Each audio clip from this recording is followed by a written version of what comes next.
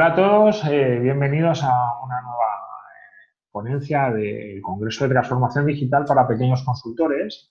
Tenemos al otro lado de la pantalla a Miguel Borrás, que es cofundador de Antara y actualmente es su CEO. Es una de las empresas del sector TIC que desarrolla soluciones tecnológicas a universidades y gobiernos que quieren desarrollar la inteligencia competitiva. Miguel estuvo trabajando primero 15 años en investigación, en un montón de proyectos internacionales, es experto europeo en temas de innovación, y luego se pasó al lado oscuro, al lado del negocio, donde lleva otros 15 años desarrollando cosas. Y conozco a Miguel de hace unos cuantos años, y si tuviera que definirlo es la persona que tendría que aparecer al lado de la palabra innovador en el diccionario. O sea, así de claro. Además es corredor de Ironmans, donde dice que ha aprendido un montón. Y bueno, con él vamos a hablar sobre temas de la información, de cómo no morir por infoxicación y crear soluciones realmente diferentes aprovechando todo esto, ¿vale? Bueno, Miguel, antes, muchas gracias por estar aquí, lo primero, por dedicarme un rato de tu tiempo, que sé que es complicado. A ti por invitarme y considerar. Muy bien. Pues la primera pregunta, le hemos hablado un poco fuera de cámara, y es cómo en Antara no os consideráis consultores, os consideráis proveedores tecnológicos con vuestra solución Musol de inteligencia competitiva. ¿Por qué dais este paso? ¿Por qué no sois consultores? Bien, a ver, nosotros antes éramos consultores, pero en realidad de desarrollo tecnológico, es decir, hacíamos I+D para terceros, ¿no? Cuando alguien tenía un problema, pues llamaba a la puerta del señor Lobo, de Pulp Fiction, Sí. y entonces nosotros decíamos, estamos a 10 minutos, llegamos en 5. Realmente la idea es que éramos rentables y funcionábamos bien, pero no éramos escalables. Es decir, no éramos capaces de generar un negocio global, aunque trabajamos internacionalmente. Nuestra primera factura fue a una empresa de software en Alemania, pero no éramos escalables en la dimensión que queríamos. Entonces hicimos una reflexión justo antes de que estallara la crisis, por cierto, y entonces decidimos que queríamos ser escalables y para eso teníamos que ser una empresa de producto. Y en ese momento dijimos, bueno, pues vamos a, como se dice, nadar aguas arriba. Y entonces, en lugar de ser desarrolladores de innovación para terceros, nos convertimos en desarrolladores de herramientas de innovación, que es lo que hacíamos software en su momento, ¿no? Así que, bueno, nos dimos un paso atrás. Y eso fue, la verdad, es que fue un poco complicado. Pero bueno, sí, es mucho más complicado convertirse de una empresa de servicios a una empresa de producto que a la inversa, como hizo IBM, ¿no? Pero bueno, en fin, por ahora va bien. ¿Y, y contentos con el cambio a nivel de negocio? O sea, ¿es más interesante ser producto que ser servicio? No diría que es más interesante porque al final el que sea interesante o no es que haces algo que te gusta, pero Uh-huh. sí que es cierto que se abren muchas posibilidades, porque claro, el producto nunca es producto solo, siempre tienes que dar un servicio, como no. Descargar capas.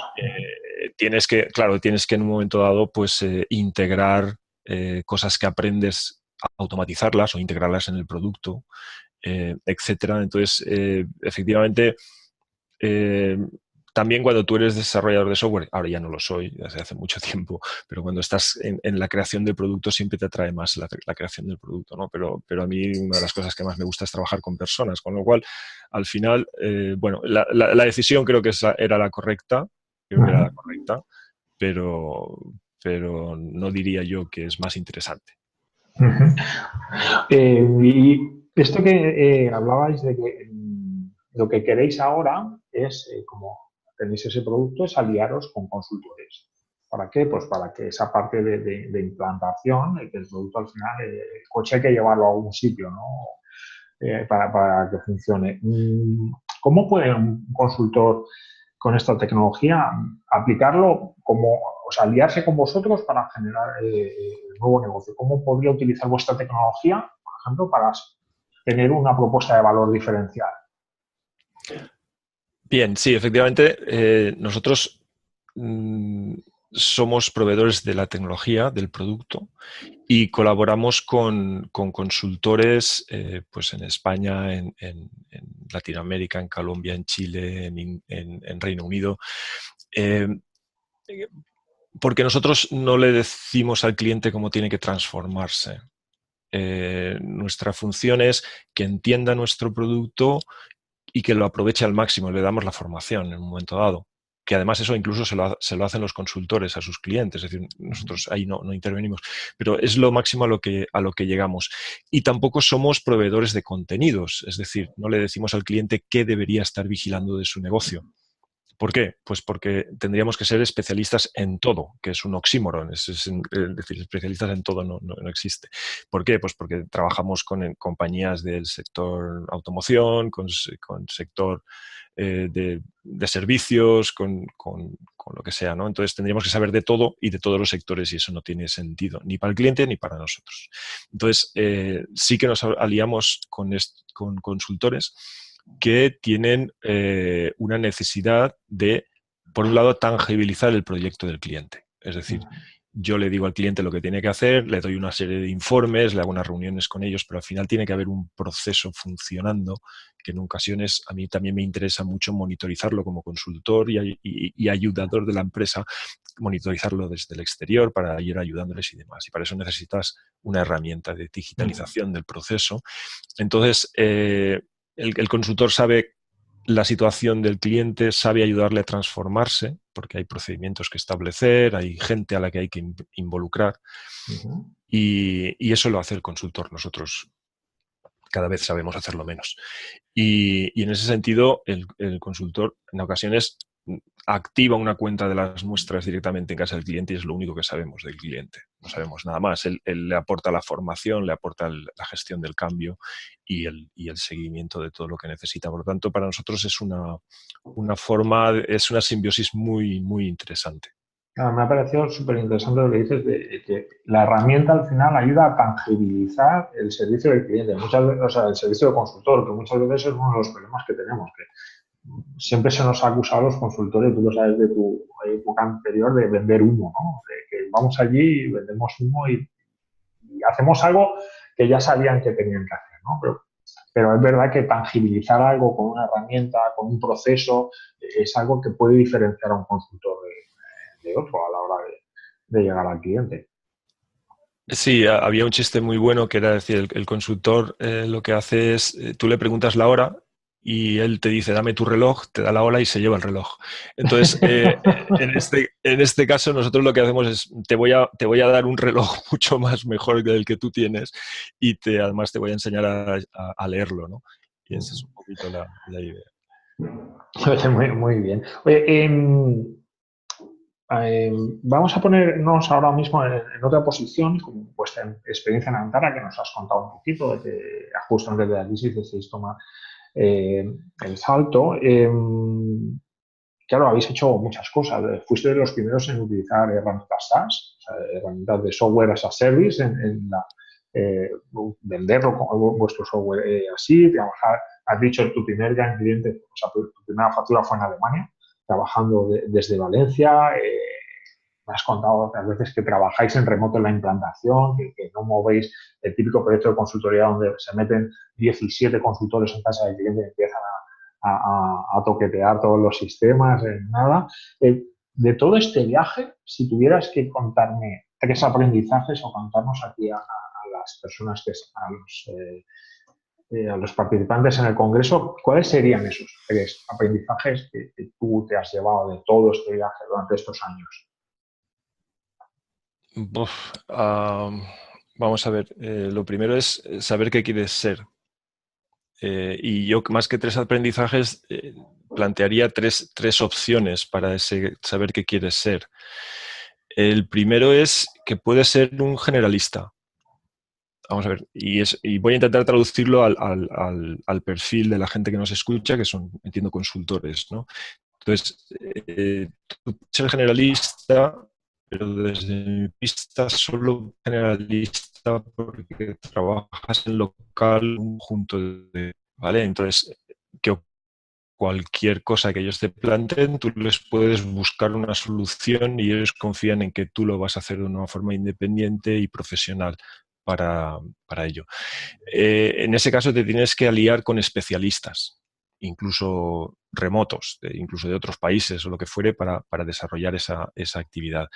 El inconveniente que tendrás cuando eres así generalista es que siempre habrá alguien que te pueda quitar la silla en temas concretos, ¿vale? Y que tu cliente empiece a desconfiar de que tú puedas ser la mejor solución en un tema u otro. Y luego está el ser especialista. El ser especialista y trabajar con todo el mundo entero, es tu mercado. Cuanto más especialista eres, más actividad o más geografía tienes que abarcar. Y, desde luego, estar dispuesto a prestar los servicios en remoto y un montón de cosas y aliarte con aquellos consultores que trabajan en local con una serie de clientes, que son los generalistas. Tienes esas dos opciones. Esta última tiene un inconveniente y es que cuando el mundo cambie, tú eres tan especialista que igual no te da tiempo a pivotar. Es decir, si tú eres un oso hormiguero y solo comes hormigas, cuando venga una inundación igual te mueres de hambre. Entonces, pero bueno, tienes la ventaja de que serás especialmente rentable, activo y tienes que estar muy al loro de si tienes que pivotar o no. Eso es inconveniente. Y la tercera, me has pedido tres, pero la tercera sería, voy a dejar que el mercado decida qué es lo que yo quiero ser.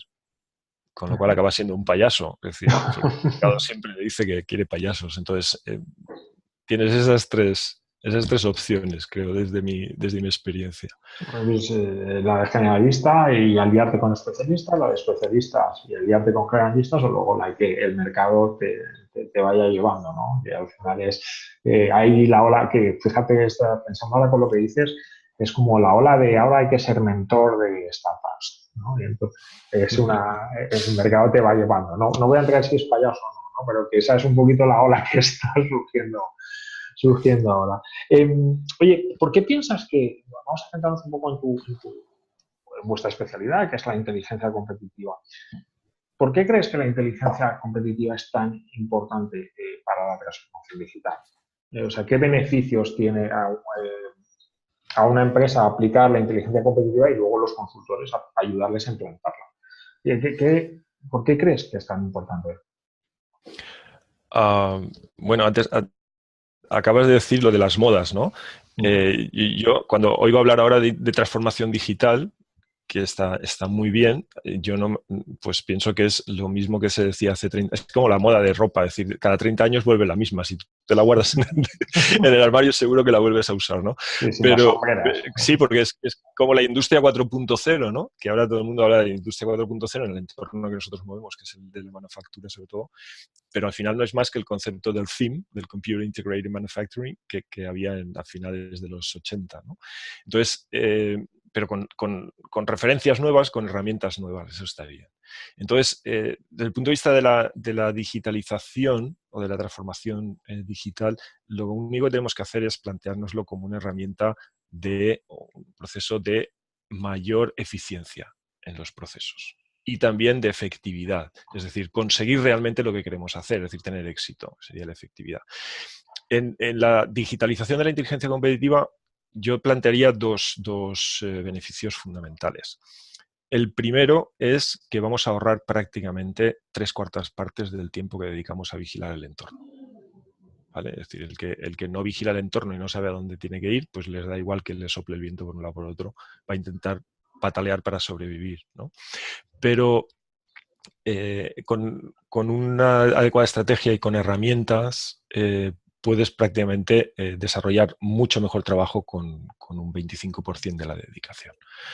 Eso por un lado. Y segundo es que en las compañías en muchas ocasiones se toman las decisiones vamos a llamarle, perdona que estaba pensando en inglés, en el aislamiento del manager, ¿no? Es decir, la gente que toma decisiones no suele tener en cuenta todo el conocimiento que hay distribuido dentro de la compañía para apoyar esa toma de decisiones. ¿Vale? Y bueno, está incluso matemáticamente, hay un profesor en Estados Unidos que lo ha demostrado, que la suma de las decisiones de los empleados a un nivel segundo, tercero, acierta mucho más que los de arriba.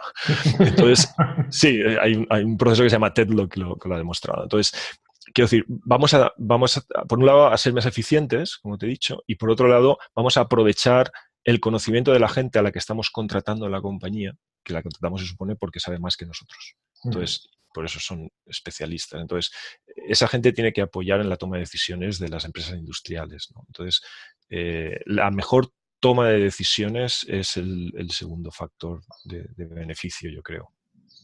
Eso me parece fundamental, ¿no? Un tema de eficiencia, un tema de mejora de la toma de decisiones, que al final, en un mundo que cambia tan rápido como está cambiando todo, me parece que es fundamental para los clientes y que los consultores les puedan ayudar. Oye, y para un consultor, un pequeño consultor, al final, controlar ese entorno o toda la información, porque al final te pones a rascar un poquito y todos tenemos 50 blogs que seguimos que si la red social, todo eso, y al final yo creo que nos volvemos locos de toda la información a la que tenemos acceso. ¿Puede llegar a paralizarnos todo esto a los pequeños consultores? ¿Lo podemos gestionar de otra manera?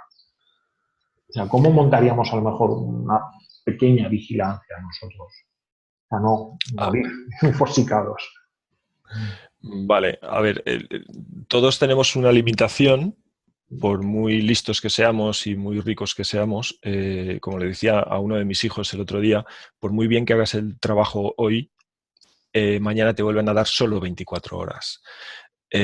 ¿Por qué? Porque el tiempo es tan caro que no forma parte del premio. Sí, no, es demasiado caro para que forme parte del premio. Entonces, realmente el objetivo es que no nos paralicemos, sino que vayamos específicamente a informaciones que a nosotros nos interesan. Lo que no podemos hacer es dedicarnos nosotros a desbrozar la información.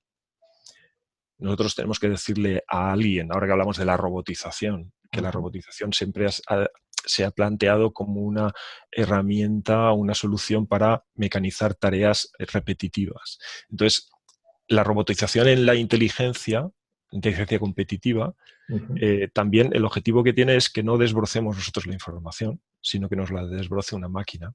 Y nosotros nos enfrentemos cada día a información que efectivamente sobre ella tenemos que tomar decisiones. Ese es el objetivo principal. Entonces, yo el otro día, hace una semana o así, yo recibo, claro, mis alertas de nuestro propio sistema.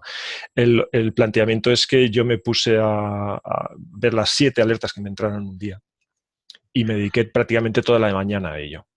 ¿Vale? El problema es, yo tenía una amenaza al negocio, tenía una información sobre una tecnología súper importante para el futuro nuestro de la compañía y luego 5 oportunidades de negocio directas.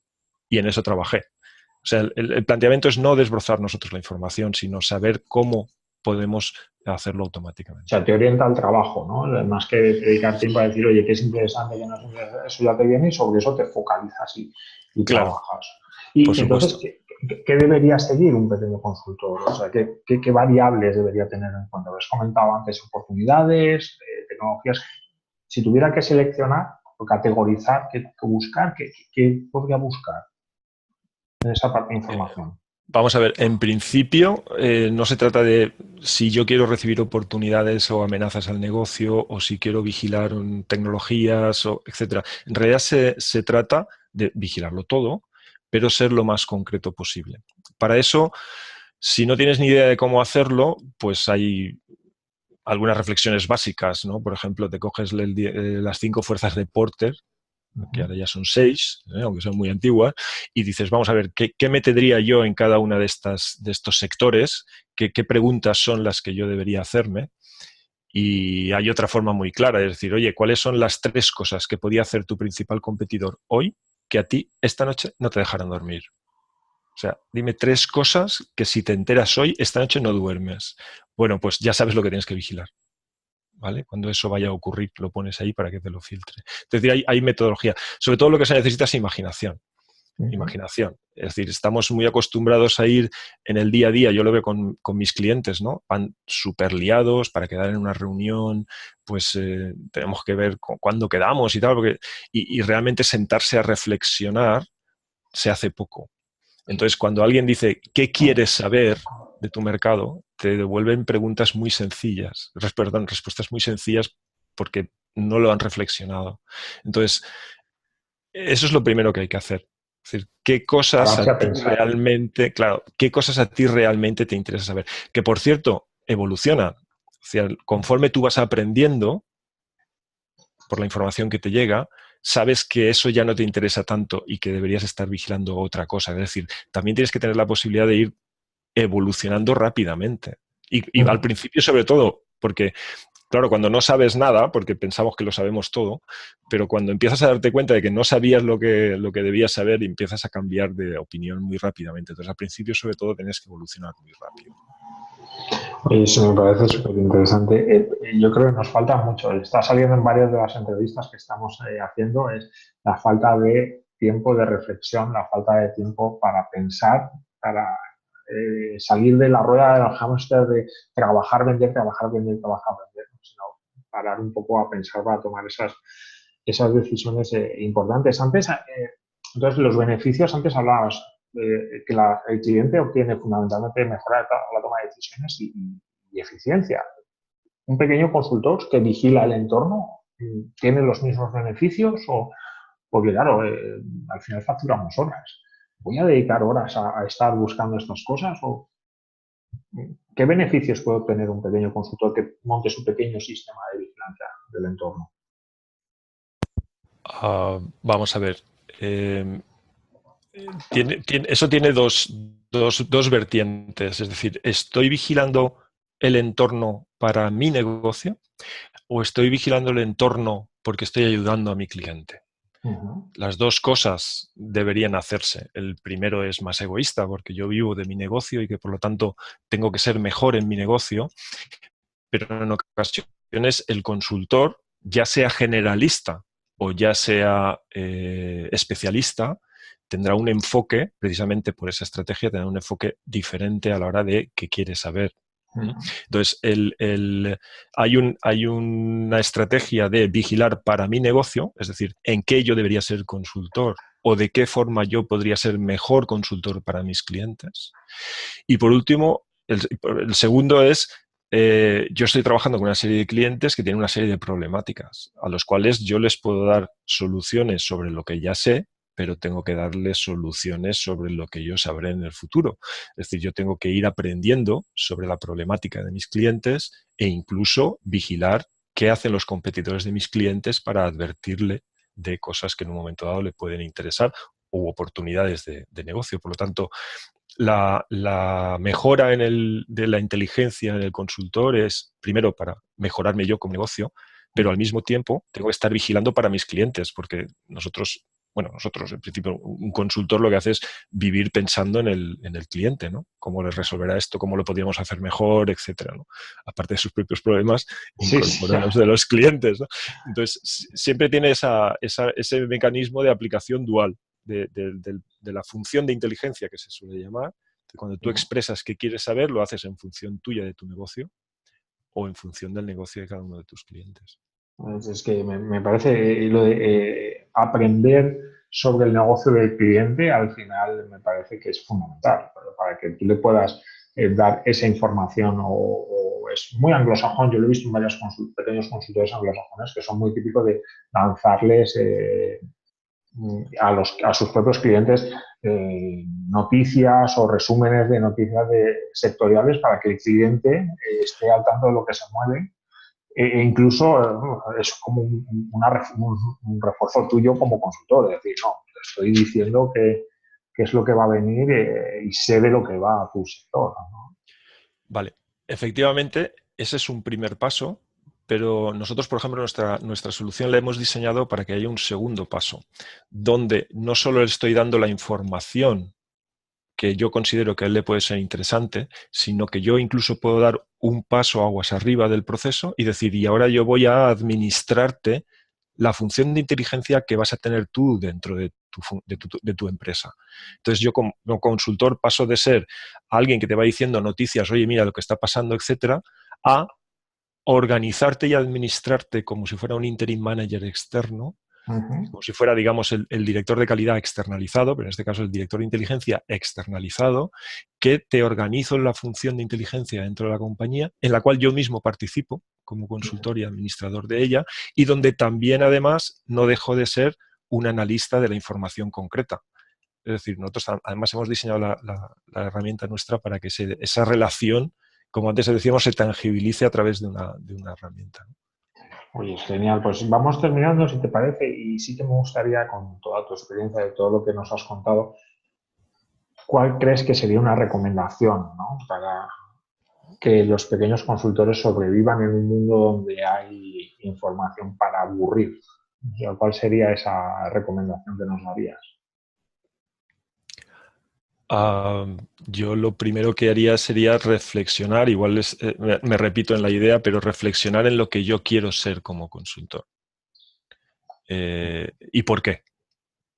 ¿Vale? En el momento en que yo sé qué quiero ser o a dónde voy a ir, cuál es el viaje, pues yo sé que si tengo que ir a París tengo la opción de el tren, el coche o el avión, pero sé que no voy en barco.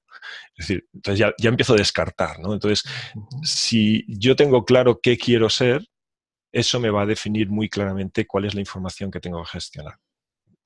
¿Cómo la voy a filtrar? Pues necesitaré práctica, repensármelo, etcétera, ¿no? Pero mi recomendación siempre sería eso. Partamos de la estrategia y a partir de ahí eso nos va a decir cómo gestionar esa inundación de información que tenemos alrededor. Oye, pues genial. Al final es tiempo para pensar, es dedicarnos a un poco de tiempo al negocio, a pensar en el negocio y salir del día a día, que muchas veces es una locura, ¿no? Pero si no somos capaces de pensar y saber dónde queremos llegar como pequeños consultores, al final seguiremos haciendo lo que hacemos hasta ahora, que es vender nuestras horas y trabajar 27 horas al día. Así es que, oye, pues Miguel, de verdad muchas gracias por tu tiempo, que sé que es súper escaso. Sí, mañana me volverán a dar 24 horas por Sí, pendiente. bueno, también, pero ya no todos, a lo mejor ya están ocupados las 24, ¿no? Y gracias por todo lo que nos has enseñado a todos los participantes en el Congreso y, bueno, pues a todos los que estáis viendo esta entrevista, muchas gracias y podéis, os animo a que sigáis viendo el resto del Congreso. Gracias, Miguel, y hasta otra. Gracias, Ángel. Un saludo.